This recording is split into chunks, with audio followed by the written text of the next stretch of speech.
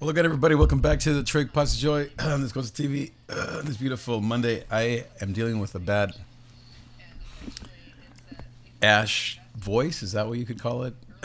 Obviously, as you know, if you're in the LA area, these fires have been so horrendous. And I'm not complaining about my little issue compared to what people are dealing with. But for the rest of us who aren't in the middle of the fires, and God bless everyone, and may God have mercy, and may these winds stop, and all my prayers to everyone who's suffering and has lost a life and their homes. But for me, at least, for many of us, especially singers, speakers, it's been really bad. Yesterday, I was just dying singing through a couple of rehearsals and then our service. And today I woke up, I could hardly talk. Even now, I'm still dealing with it, and I've had a bunch of water and all that stuff, but it's just the air quality of air. The air quality is pretty bad. I opened my garage just a little bit ago to get my microphone because I was streaming in there yesterday, a couple days ago, and it was just filled with ashes.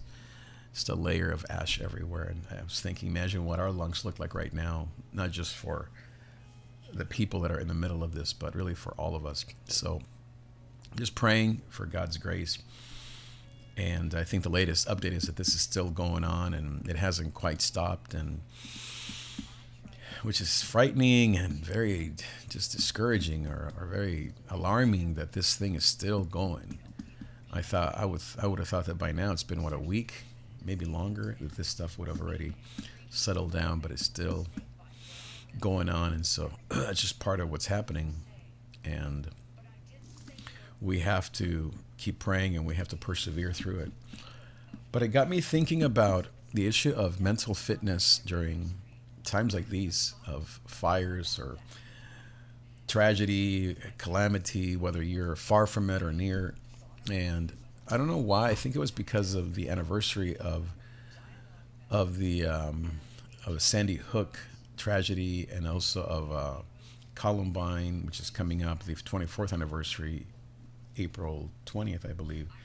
And then Franklin, and just all these terrible things. What's the other one? There's like 3 or 4 that are just horrible. But these horrible events that have happened in our schools, especially. And it got me thinking about what happened in Columbine, because Littleton, which is where this happened, I think Columbine is an actual city, I believe, next to Littleton. My beautiful wife was born in one of the hospitals where a lot of these students went, the Swedish hospital there in Denver, in the Denver metro area. And then, of course, we lived in Arvada, which is in the Denver metro area, not far from Littleton. We have family that live in Littleton. Shout out to my beautiful family, Dick family out there in Littleton. And so this hits close to home at many levels. But watching some of the stuff from a couple of years ago, meaning some documentaries, of course, it's happened, like I said, almost 25 years ago now.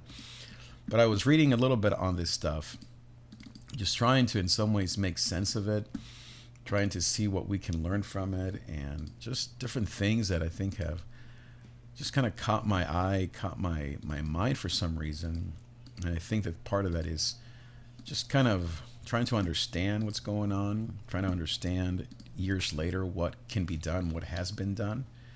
And so I was watching some of these documentaries. This is from a year ago, American Tragedy, Sue Klebold's tragic quest to understand her son's descent into violence. And her son was Dylan Klebold, who, along with Eric Harris, I believe, right? Yes, that's his name. They're the ones that shut up the school. And I don't want to talk too much about this because I don't know if YouTube is going to shut me down for talking about these topics, but I don't want to talk about the actual shooting itself, as tragic as obviously that is and horrifying, but about just responding to trauma and connecting it a little bit to what's happening in LA with the fires. Very different, very, very different what's happening in LA, something to do with mental illness. Excuse me.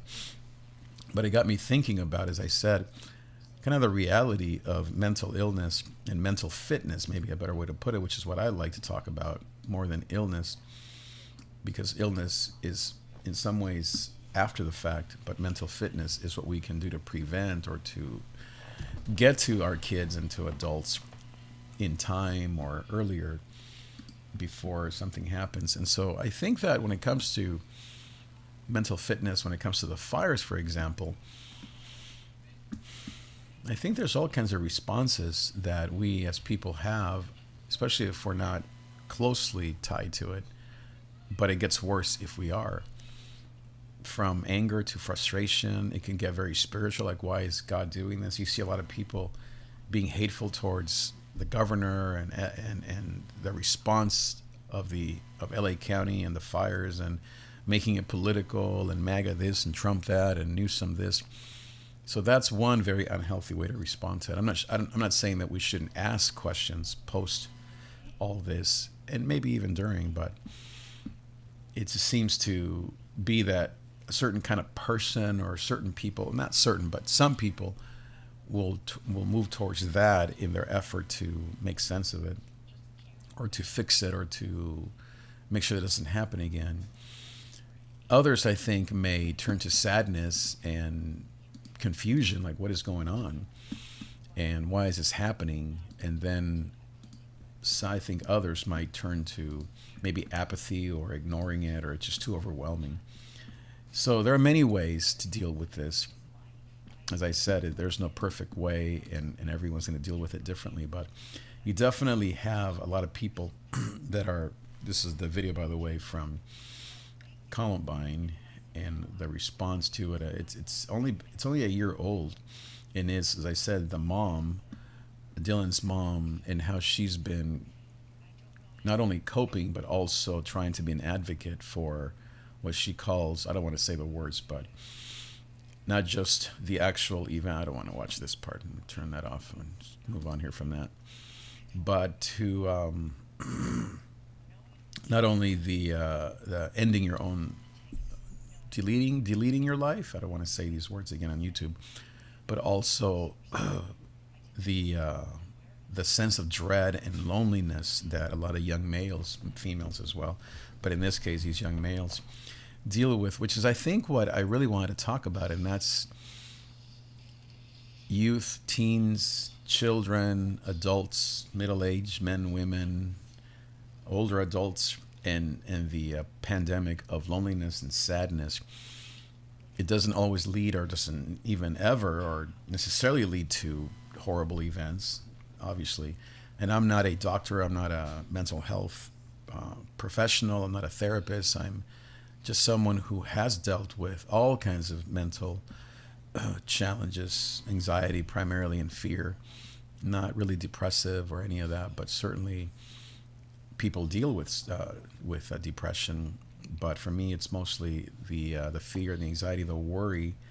In Spanish, we don't have a word for it. I guess we do have ansiedad, but most people talk about nervios, nervioso, because of the stigma that certainly immigrant communities, African American communities. I did a training as a pastor years ago, excuse me, about how different cultures respond to mental illness and mental fitness and mental disease or mental health. And we learned that the white community is the one who responds through therapy, primarily in conversation talk therapy. Hispanics, more parents and hiding it, especially males. I'm a Hispanic male, obviously. I've learned to talk and to go to therapy and medication.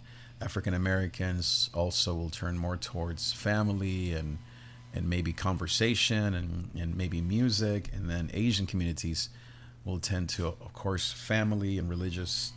Well, I would say Hispanic and African American also deal to clergy or appeal to clergy or turn to clergy.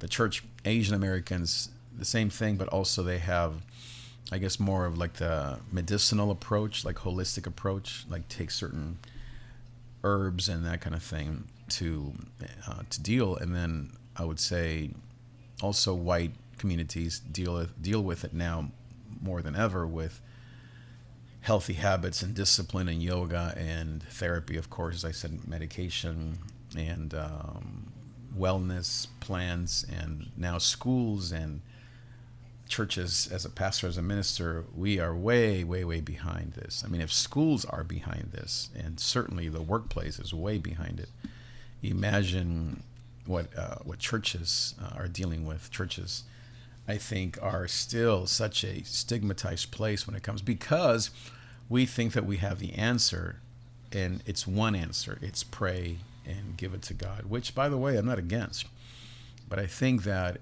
in that process, in the holistic approach to mental fitness, mental health, we have to learn from everyone else. We have to learn about prevention, and this ad here is talking about how we deal with, how we take care of our bodies, and campaigns in the past, Michelle Obama and many others even before that here, about not eating burgers and Coke, and instead getting outside and working out and being in nature and eating healthier snacks, etc. The health pandemic being another topic, but the advocates here, doctors and therapists, are saying that imagine if we did that in the schools, and I'm going to say in the church. Imagine if we did that in the church, if we were preventative in the church, beyond prayer and meditation and contemplation and worship, but to healthier habits. I mean, if I had learned early in life, not that it's not an excuse, that exercise is part of my mental fitness, then that would have connected the dots for me way earlier. I finally realized this in my 30s. Through therapy, I was seeing a therapist, and also medication that helped me, and then fitness was part of my plan. And so I got into the best shape of my life and was very, very, I would say, mentally strong. And then the last 10 years or so, my fitness has been horrible, and my mental fitness also has been horrible.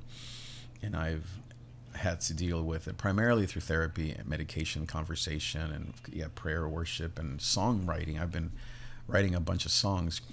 But this is something that, as I said, just watching this video, that, it's Farrah Fawcett, right? How we've had advocacy through the years, not much, Beyonce, Michelle Obama, about physical fitness in the schools. And I would love to see the church, and I've been talking about this for 20 years, 30 years, since I became aware of my own needs and my own issues.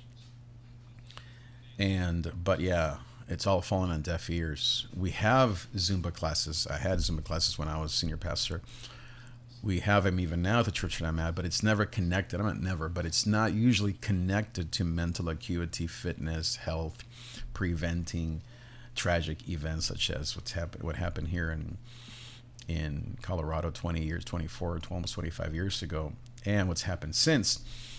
And like these individuals say, you would think that the one in Newton, or the one in, meaning Sandy Hook, or the one in Parkland, or even what happened in New Orleans, and that wasn't mental fitness per se, that was just terrorism and horrible stuff. But you would think that after one of these events, and I'm not into the whole gun thing, I think that's a whole separate topic, but that we would bring these topics of mental fitness to the church. Again, I'm an advocate for the church because that's who I am. I'm a minister of the good news. I believe that the church is the answer to all of our issues. Jesus is, and the church as an institution, as a body of Christ, should be leading the way on these topics, whether it's physical fitness or mental fitness, obviously spiritual fitness, and connecting the dots for people, and not dividing us or separating us or stigmatizing, again, Hispanic males, I would say most males, about health and counseling, etc. Obviously, I have a family. My wife doesn't deal with any of this. I would say our kids, I don't know if they do, but they all definitely are very open, and we've taught them to be open emotionally, conversations.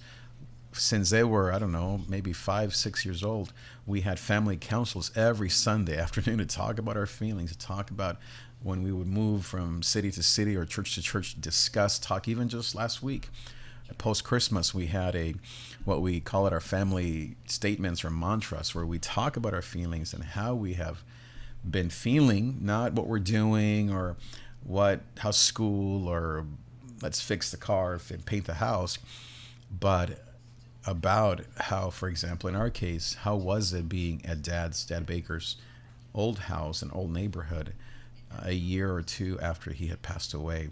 How was it being away from home? Rochelle, my wife, was dealing with some health stuff that, by the grace of God, it's mostly over. I would say it's behind us. But how was that for me? And I always lead the way. And of course, I mean, I do it in a protective way. I love, by the way, I love this breathing technique that she's teaching. It's called the starfish breathing, and it's you breathe, and you exhale. You breathe going up, and you exhale. So I was practicing that this morning. I wasn't anxious, but I thought what a great tool to teach these kindergartners, first graders, these tools. And we have a school at our church, and we do have she's a therapist in training, and we talk about personality. And our principal, shout out to Robbie and Leah, are very open to these topics. I remember my first year there when I was subbing in 7th grade, I had a full-on panic attack. I had never taught before. I had never had a lesson plan or had to do any of this. And I remember having a full-on panic attack. And I remember talking to Leah, she's a therapist in training, and et cetera. And she's very compassionate. And she walked me through it. She said, okay, what are your steps? What do you know to do? And she walked me through it. And by the grace of God, I got through it and had a successful year. And here I am now, a year later, blessing that community and church and school by the grace of God. And I think that this is happening in some places, but it's still very, like I said, back to the Hispanic churches or African American churches or et cetera. It's still taboo. It's still stigmatized. And then you go to family, maybe family traditions or family systems. How often does your family talk about these things? How often does your family even converse about feelings? Okay, they're talking about feelings and how are you feeling?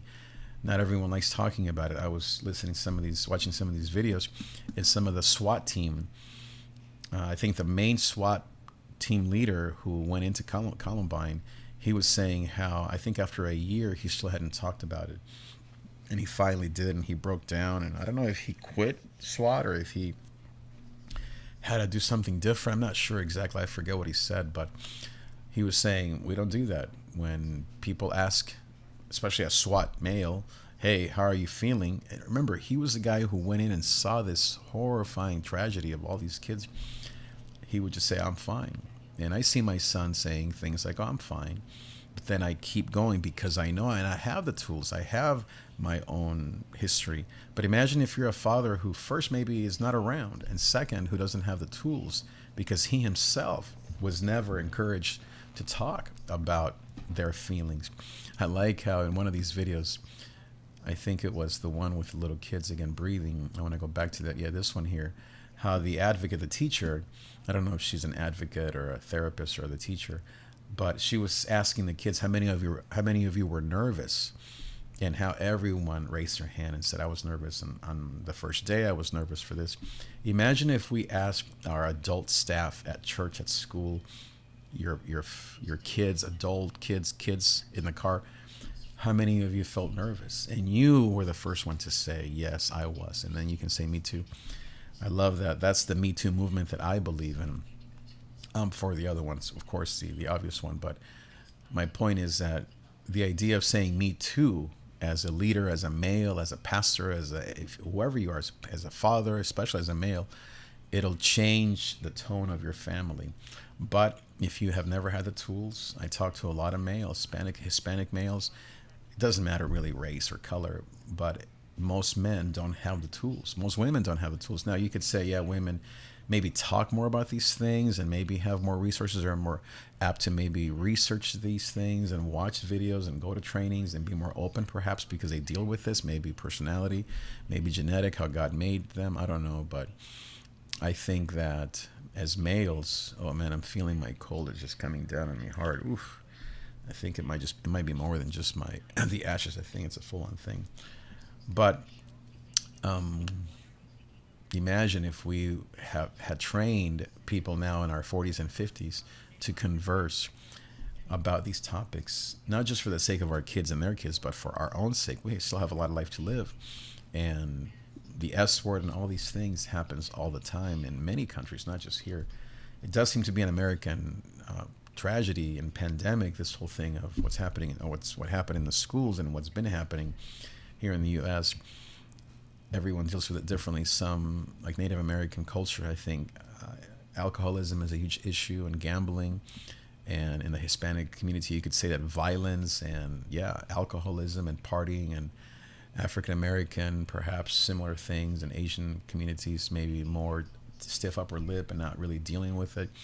So you have all these things that we are bombarded by as humans. Now you think of all that's happening on TikTok and Instagram, and the constant noise of information and of images and videos and content, mostly violent, mostly of things that you should have and should know and should be, and it's messing us up. And again, the church continues to be pretty much blind to the whole problem, to the whole issue. And I think that has to stop. We can't just simply promote church services as sin therapy, as sin management, or as morality management. We have to, yes, very important that we're forgiven and know that we're loved, but we have to advocate. At least this is I have a couple of causes that really get me going. We have to advocate and be advocates of mental fitness before it's too late, before that child or that teen or that adult goes off the rails and it gets worse. And this is something that 1 in 5 people, 20%, I mean, all the statistics are out there. Women, it's increasing as far as antidepressants and all kinds of medication. Men are also deleting themselves and going off the rails, or living very, very depressed lives, as they say, or is it that men live lives of quiet desperation? And that's just a thing that we as males do so easily, is to live these quiet lives of these lives of quiet desperation. And what a phrase by Frank, I forget his last name, that powerful book. What an amazing statement that is.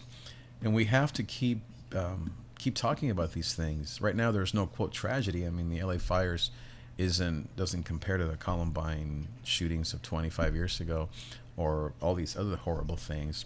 It is a horrifying event, and for those people, this is traumatizing. And it's not just them, but it's the rest of us. But it doesn't matter if it's a fire, an earthquake, or a horrific event like the ones here on this video. We have to keep talking and conversing and being willing to say, yes, I deal with this. Yes, my husband. Yes, my son. Yes, I'm worried. Yes, I'm not sure what to do. Or maybe you're like, yeah, we have the tools. We're good. We have the money. We have the cash. But you're not talking about it. There's no one at church, a clergy, a friend, a pastor who can pray, can know. Even something as, quote, simple as, I have a friend who's going into surgery tomorrow, and I can tell that he's scared. And he's a man my age, and he serves in the church, loves Jesus, blah, blah, blah, his whole family. But that's mental fitness stuff. Because, as I said, male especially, a certain generation, black, white, doesn't matter. This is a white male, doesn't matter. We don't talk about fear, or about being nervous, or about being scared, or what if, even though those are things that we deal with. Not everyone, not all, but certainly many. I'm one of them. I think for me, this whole topic came to a head just, I would say, this last year, because it's been a pretty bad year for my mental fitness. And I thank God that I had my therapist and my wife, but she was dealing with a lot of stuff, and she can't be my therapist again. And my therapist costs a lot of money. And if I didn't have the means, or even just the know-how or the trust, 20 years now, to do this, how would I have coped? Drinking, violence, I don't know, right? Run away, you get involved with the wrong person, you just make mistakes. I don't know, all that could go wrong. And then imagine a teenager or someone in their 20s or a young adult, and how are they coping? How are they dealing with these things if they don't have the tools? Grief is such a huge, huge problem. Promiscuity can be an issue for women and for men, but young ladies, because of that emptiness, can fall for the wrong man and do things they don't want to do and be abused and become promiscuous. or they can. I have many. I work with a lot of young people at my church, and because of the culture, again, we don't talk about these things. It's not something that, and I bring it up, but I must say, even myself, I have become less confident in talking about these things. I don't know why. I think because there have been so many things with politics and Trump that has become such a noise in my own ears, much less the whole country, that some of these other topics have kind of been thrown to the sidelines.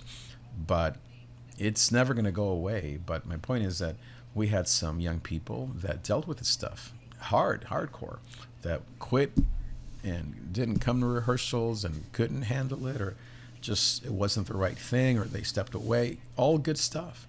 And I can only imagine that there were hope that they, because maybe they have more of a middle class lifestyle and parents that love them, they're going to universities and have maybe more of a support of friends, family, that they're getting the help that they need. But it's definitely an issue. You can see a young lady get a bunch of tattoos and begin to drink a lot or party or get with a bunch of guys. A young man who does similar stuff, who gets really quiet or becomes violent or begins to do crazy stuff online with friends. And this is all how people are coping, and it's destroying them and their future and their families. And the grace of God, of course, is sufficient, and of course, God is faithful, and of course, but a lot of these families aren't even going to church, so they don't even have an understanding of how God may view them when they feel guilt and shame. And I was just talking to one of my kids about shame. Imagine my kids that have understanding in God and parents, and my beautiful wife was a dream, and they're dealing, not just dealing, obviously we all deal with shame, but they have a place to go. Imagine your average kid who doesn't even want to talk or can talk, feels like they can talk about shame or fear or anger, the three main things, loneliness, because of just culture or because of not feeling comfortable. They just don't feel good talking about it. It's uncomfortable. It's uncomfortable talking for me to talk about it, even though I've been such an advocate for so long. I just had my sister, my beautiful sister back home, post a thing at Christmas time about my dad. And I don't know my sister that way. I mean, we talked a lot, but I don't know if she's ever talked about my father, her father, my father, our father's death, which happened 20 years ago, 25 years ago, in terms of missing and the sadness and the grief. Not like, oh, he's in a better place, or, oh, God, this, and Jesus. Of course, yes, that's all true.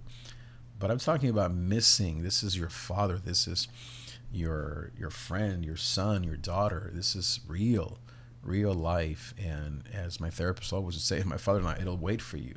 Grief will wait for you. It won't go away no matter what you're doing. You're getting into music and school and work and woke culture or yoke culture, meaning you're going to become a hustler, and the hustle culture and whatever, right? As a male, as a female, you're going to become a chick boss, a boss babe, entrepreneur. You're going to become the next Bitcoin and all that millionaire.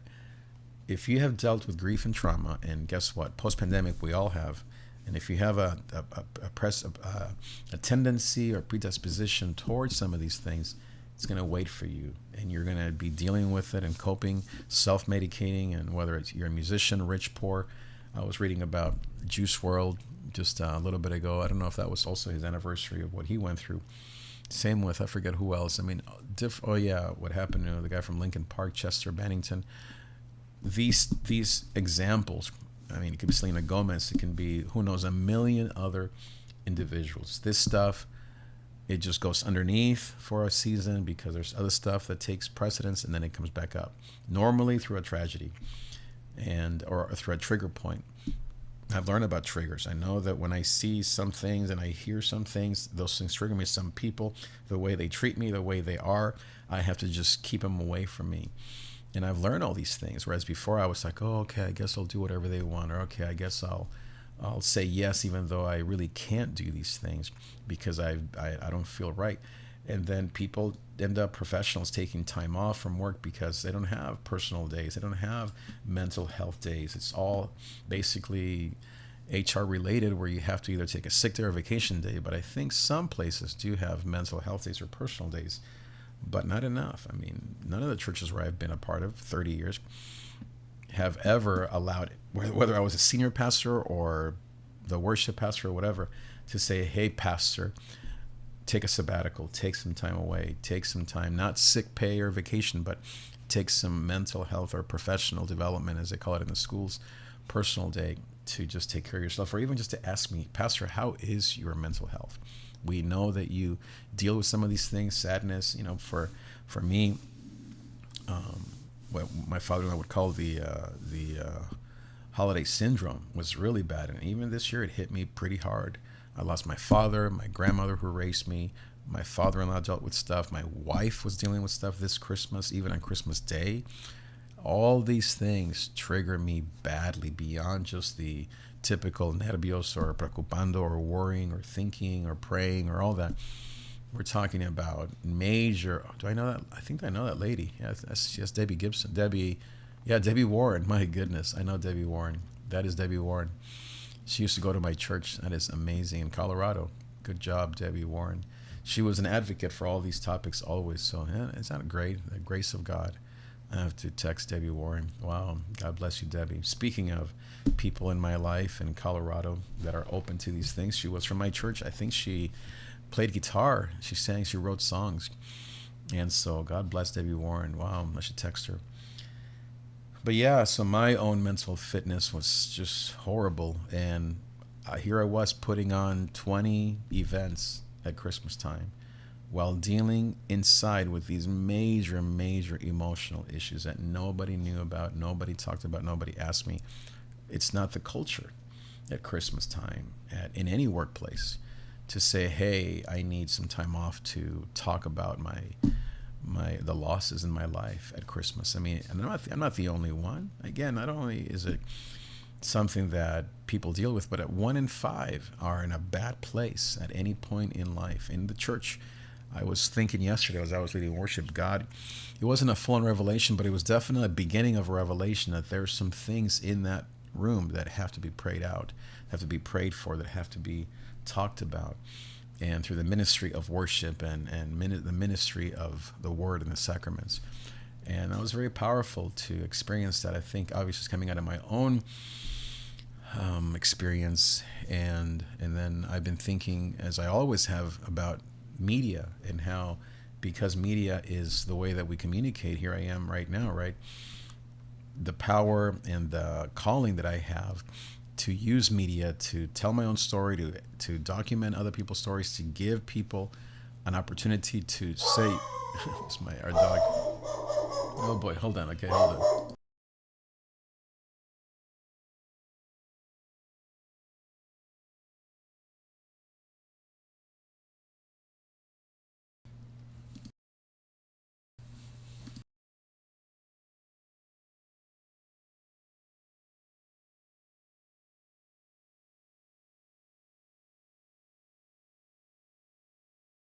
Okay, I think we're good. Just a friend. Oh, there you go.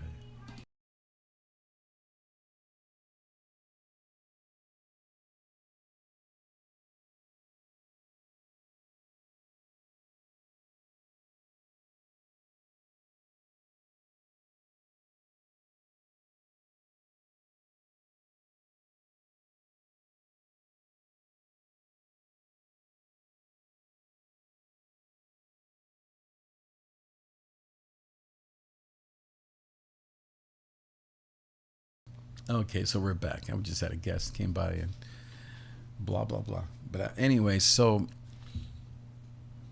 but yeah, at this season where I was doing so many things, there was all this stuff, and it was just pure guts and glory.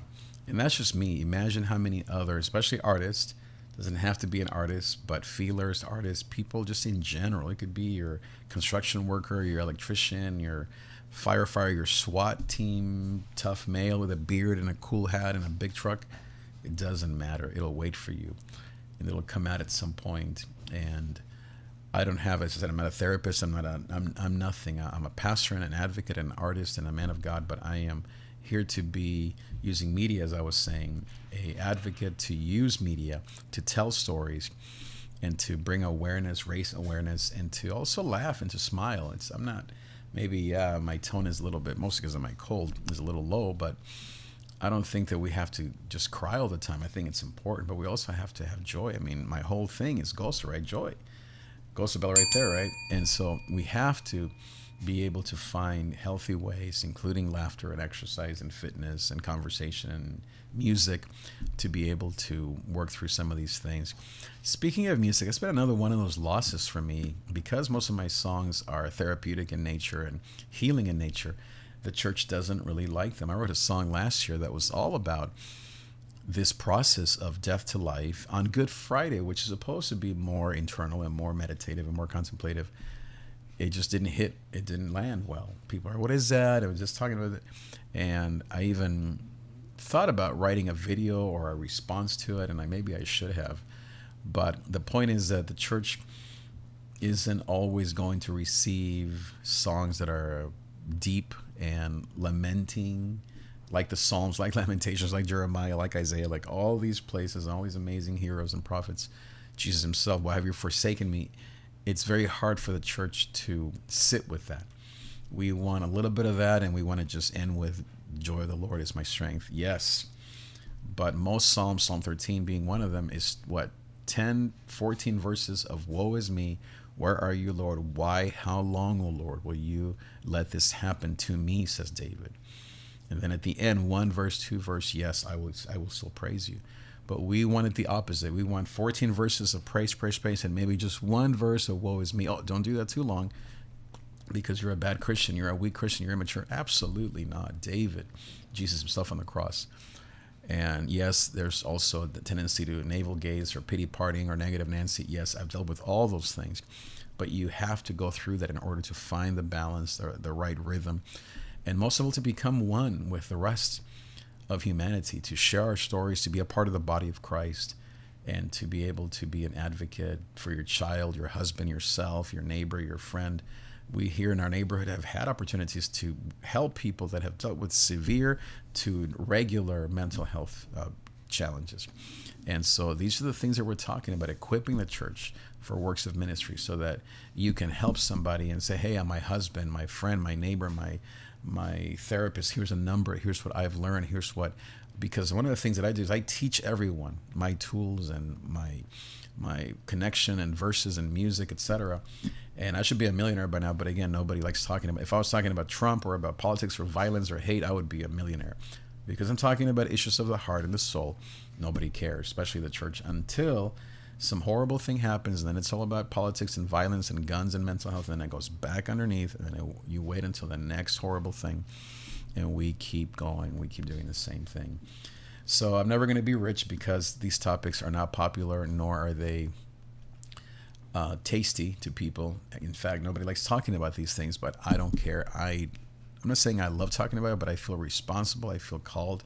I feel this and immigration are the two things that are my number one as far as causes, because it's my story, obviously. And also racism, men of color, the church, all that stuff, injustice, all of that's related really to my own childhood, things that I've talked about so much ad nauseum with my therapist, with these topics. But and I'm not complaining like, oh, my podcast isn't popular. It's not why I'm doing it. I want to get the word out. I want more people to be a part of this. And so that's all part of my goals for 2025. So what can we do is to be advocates, to talk. Come on my show and let's talk about it. Talk to your family. Get help, as people say.